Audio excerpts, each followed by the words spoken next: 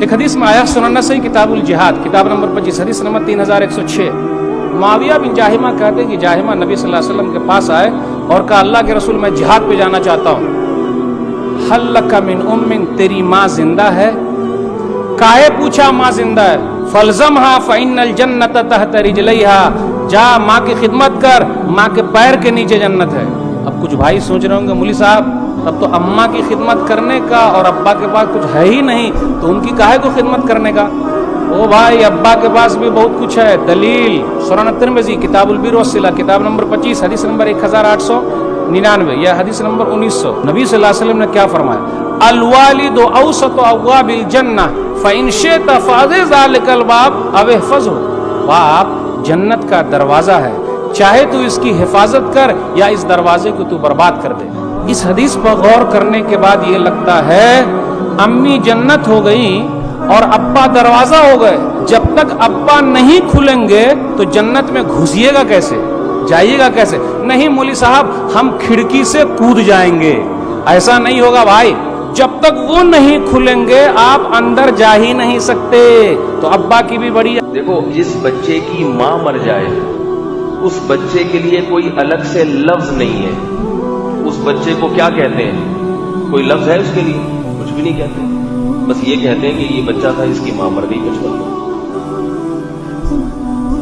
اس کو الگ سے نام اس لیے نہیں دیا کہ اس کے الگ سے شریعت میں احکامات نہیں ہیں، الگ سے احکامات نہیں ہیں اس میں۔ لیکن جس بچے کا باپ مر جائے تو قرآن نے اس کو الگ نام دیا ہے، یتیم، اور یتیم کا لفظ الگ سے وضع کر کے پھر اس کے فضائل سنائے ہیں اس پہ خرچ کرنے کے۔ یتیم کی وراثت کے احکام الگ سے بیان کیے۔ جس بچے کا باپ مر جائے اسلام نے اس بچے پہ بہت ترس کھایا ہے، بہت ترس کھایا ہے اسلام۔ اس بچے کا ایک لقمہ اگر کھا لیا آپ نے اس کی وراثت میں سے، ان الذین یأکلون اموال الیتامی، باپ کے مرنے کو بہت بڑا نقصان سمجھا گیا ہے، بہت بڑا نقصان۔ نبی شریعت نے اس بچے پہ بہت زیادہ ترس کھایا ہے، جس بچے کا بچپن میں باپ مر جائے اس پہ ترس کھایا شریعت۔ اس بچے کے بارے میں فرمایا کہ اس کے سر پہ ہاتھ رکھو گے، پیار کرو گے اس کو، تو ہاتھ کے نیچے جتنے بال آئیں گے اللہ اتنی نیکیاں عطا کرے گا۔ یہ کیوں فضیلت سنائی؟ تاکہ جس بچوں کا باپ مر جائے تو ان بچوں کے سر پہ تم شفقت سے ہاتھ پھیرنا سیکھ جاؤ، اور جن بچوں کا باپ مر جائے ان کے بارے میں کہا کہ یأکلون اموال الیتامی انما یأکلون فی بطونہم نارا، اس بچے کے مال میں سے کچھ کھانے کی کوشش کی تو ایسے ہے جیسے پیٹ میں آگ کے انگارے ڈال رہے ہو۔ اور قرآن نے بھی محمد صلی اللہ علیہ وسلم پر جو اپنا احسان بتایا، اللہ نے الم یجدک یتیما فآوی، اے محمد صلی اللہ علیہ وسلم آپ تو یتیم تھے، کتنا بڑا نقصان ہو گیا تھا، فآوی، اللہ نے آپ کی تربیت کا انتظام کر دیا۔ گھروں میں آج کل جب بچے بڑے ہو جاتے ہیں تو وہ ماں کے ساتھ مل کے باپ کی ایسی کی تیسی کر دیتے ہیں، یہ ہو رہا ہے گھروں میں۔ بہت ساری خواتین جب تک بچے چھوٹے ہوتے ہیں شوہر سے دبی رہتی ہیں، ان کو پتا ہے کہ اگر اس نے مجھے اس وقت چھوڑ دیا، ڈیورس دے دی، تو مجھے کوئی ٹھکانہ دینے والا نہیں ہے، میں ان بچوں کو لے کے کہاں جاؤں گی، ان کو کیسے پالوں گی۔ بچے ذرا بڑے ہو گئے، عورت کو اب شوہر کے سہارے کی ضرورت نہیں ہے، وہ کما کما کے کھلا کے ریٹائر ہو چکا ہے، اب پینشن پہ گزارا کر رہا ہے۔ عورت سمجھتی ہے اگر اس نے مجھے چھوڑ بھی دیا میرا کوئی نقصان، یہ بڈھے کو ویسے ہی لے کے پال رہی ہوں گھر کے اندر۔ یہ ہو رہا ہے بہت سارے گھروں میں، نظر آ رہا ہے، مشاہدہ ہو رہا ہے، لیکن اس بڈھے کو اب سوائے کھانسنے کے اس بڈھے کا کوئی بھی کام نہیں ہے۔ بچے ہو گئے ہیں جوان، بیٹے خاص طور پہ، تو اب عورت کو پتا ہے کہ میرا سہارا میرے بیٹے ہیں، مجھے شوہر کی ضرورت، جملہ مکمل کر دیا کرو، مجھے شوہر کی ضرورت نہیں۔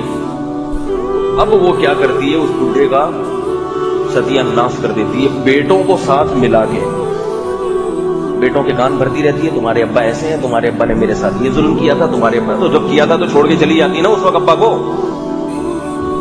بھائی تمہارے ابا نے میرے ساتھ جوانی میں یہ زیادتی کی, یہ ظلم کیا, یہ فلانا کیا, یہ تو چھوڑ کے چلی جاتی نا, کیوں رہی اس کے ساتھ؟ پھر چھوڑ کے کیوں نہیں گئی؟ اس لیے پتا تھا کہ جیسا ٹھکانہ مجھے یہ دے رہا ہے مجھے کوئی اور نہیں دے گا.